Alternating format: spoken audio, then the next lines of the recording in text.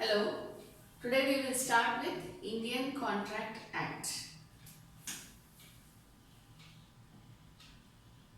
Indian Contract Act.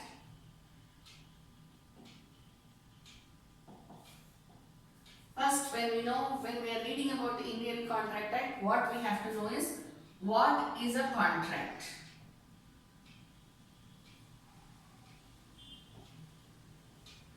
What is a contract? The definition is an agreement which is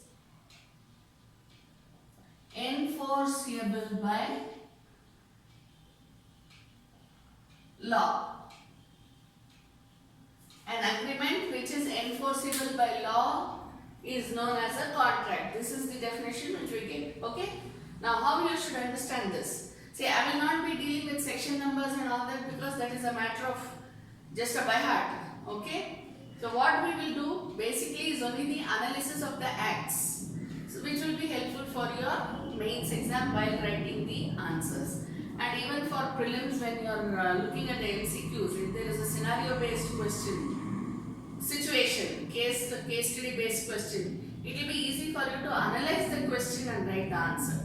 So I will not be targeting the sections, the articles or the orders and rules of CPC, nothing like that. Okay. So we will basically analyze the law as it is so that it will be easy for you to write your exams. An agreement which is enforceable by law is a contract. Now, what is an agreement?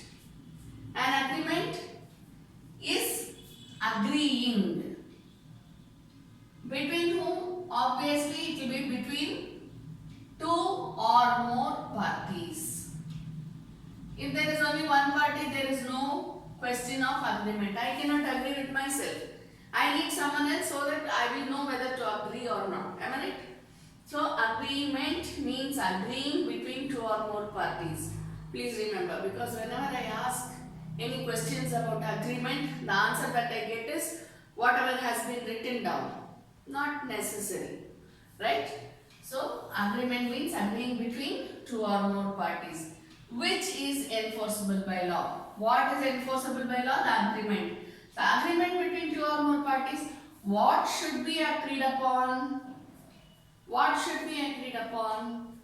What to do and oblique or not to do. See, this and oblique are very important in law. Why?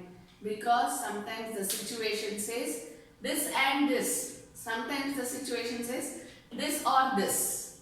Whichever act you take up, that is how it is.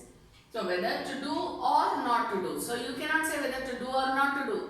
Whether to do and oblique or not to do. Why? When you are drafting the contract, you would have looked at so many agreements and contracts in your life. So, when you see, take up any contract, any agreement that you have seen, some of the points which you have written down there will be to do something.